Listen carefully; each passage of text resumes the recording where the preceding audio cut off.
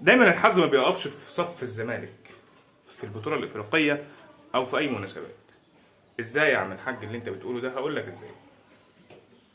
شباب بوليسداد لاعب المريخ السوداني وكسبوا في الجوله الرابعه هدف مقابل لا شيء، ولكن كان بيلعب على ارض مش ارضه. تمام. طيب ايه المشكله؟ ما هو كده كده كسبوا. لا، هو المشكله مش في المريخ، هي المشكله ان شباب بوليسداد نقل بعد ما اتنقل من ماتش الزمالك لملعب في عنابه.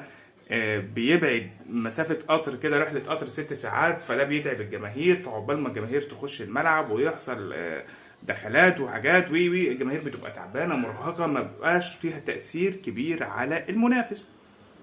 ولكن عشان خاطر احنا الزمالك، فيرجع شباب بوليسداد يرجع آه، من عنابه لجويليه عشان خاطر مثلا يكون الفرق بسيط، فالجماهير تحضر بكثافه ويبقى عندها دعم جماهيري كبير.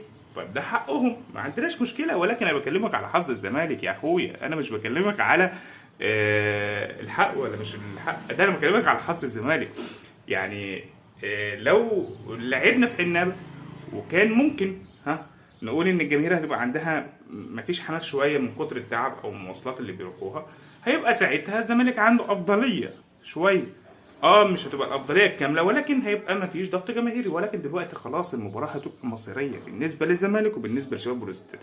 الزمالك لو كسب المباراه فهو تقريبا 75% في دور الثمانيه. يكفي بس ان هو يفوز على المريخ السوداني في القاهره، وماليش دعوه باي حسابات تانية، انا موضوعي انتهى. اوكي. ولكن اي نتيجه تانية غير الفوز انا بشوفها بان احنا ندخل نفسنا في حسابات، خصوصا ان شباب بوليسداد كسبان الزمالك في القاهره بهدف مقابل لا شيء، ودي الحاجه الوحيده اللي عاطيه شباب بوليسداد اسبقيه على الزمالك. اتمنى زي ما اللعيبه لعبت ماتش الترجي بروح عاليه، يلعبوا ماتش شباب بوليسداد بروح عاليه ويقدروا يكسبوا علشان خاطر ما يحطوش نفسهم في عزبه بلمة.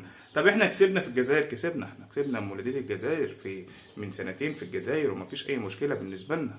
نقدر ان شاء الله باذن الرحمن بالروح والعزيمه نقدر نكسب في الجزائر باذن الله، ونرجع ب3 نقط عشان خاطر ربنا يكرمنا ونكون عندنا ساعتها 7 نقاط، وخلاص الامر بقى فريش عندك، تكسب المريخ 10 نقاط تصعد على الدور الثمانيه، وانتهى الامر بالنسبه للزمالك. ودي هتبقى اصعب صعود للزمالك.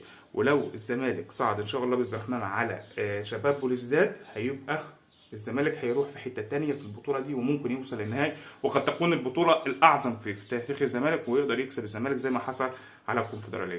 ان شاء الله باذن الرحمن، باذن الله واثقين في لاعبتنا، واثقين في الجهاز الفني باذن الرحمن، وكل الدعم ليهم.